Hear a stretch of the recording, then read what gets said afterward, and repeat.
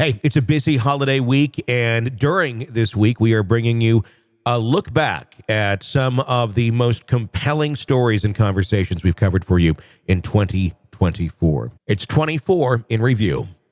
This is the Hidden Killers podcast with Tony Brueski. Featuring author, psychologist, and daily contributor, Siobhan Scott. The case of Bryan Kohberger being accused of being the individual who killed the 4 college students in Moscow, Idaho, right around Thanksgiving of 2023, continues to evolve as more and more hearings come about. Just recently, the attorneys for Bryan Kohberger asking the judge to make public their arguments that he should rethink his decision to deny their ask to toss out the charges.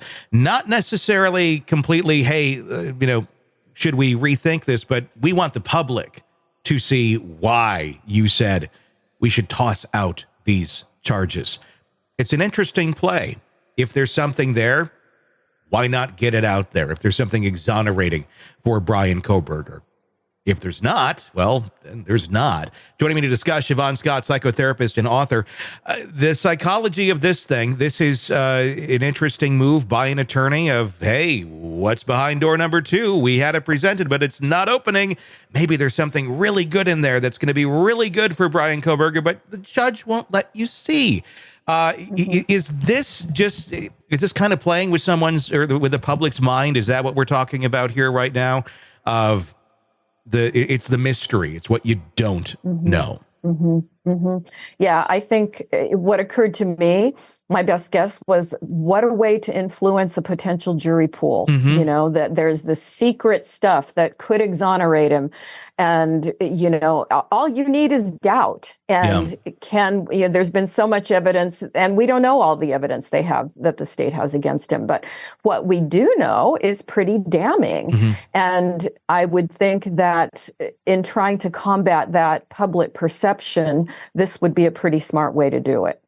When we're talking about jury pools today and battling something in court, is it different than how ththings had been handled, a handful of years ago, 10, 20 years ago, because of the way that we all communicate, the way that we absorb information? It is so vastly different, and the amount of information that we absorb as well. It's not just necessarily arguing this in court, in the courtroom while the trial is going on.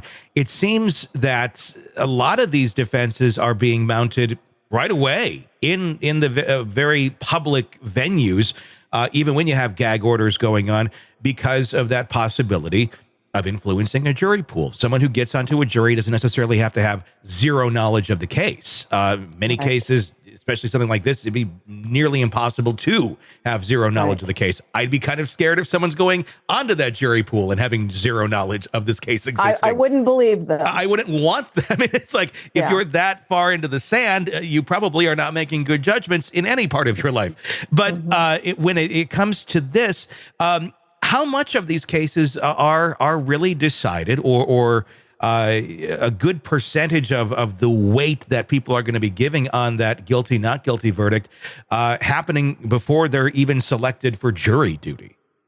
Yeah, I think it's a concern, but it is the world we live in, where everybody, from politicians and discretions, things that we never would have heard of before, somebody gets caught, it is all over the internet immediately. And so we're all hyper aware of these kinds of cases. And of course, these horrific kinds of shocking cases grab people's attention all the more. So there's no way for people not to have, to some degree, some kind of prejudice, one way or the other, about it. But I don't know how to get around that, because it's just the world we live in now. I mean, that's kind of the next question I had is, because it's always argued we don't want to influence the jury pool. That's where, we still do this today, but I don't know how effective it truly is, where it's like, we're going to physically move the trial down the road a little ways, like physically. Like, does that even matter anymore? I mean, I guess a little, but does it hold the weight or the difference that it would have years ago, where, only people in this town knew about this case? Right. Right. Yeah. I don't think it holds much weight anymore because it's a world community. You know, we know about things that happen in other countries, these shocking stories. And, what can we say? That the internet has been a gift in so many ways, and people are so much able to access so much wonderful information along with not so wonderful information. But people can know everything the day it happens. And this is a factor sometimes in certain kinds of crimes, particularly in the mass shooters, school shooters, et cetera. They're heavily influenced by watching other shooters. And they're influenced in all the wrong ways. That you take an angry kid with a lot of psychological problems and some psychopathy going, and then it becomes a competition because they've seen all these other kids on the internet doing it. And it's like, well, I can kill more than that one. As bizarre as that sounds, that's the dynamic that happens. So the world has changed. We have changed. The internet changes the way we look at things, the way we process information.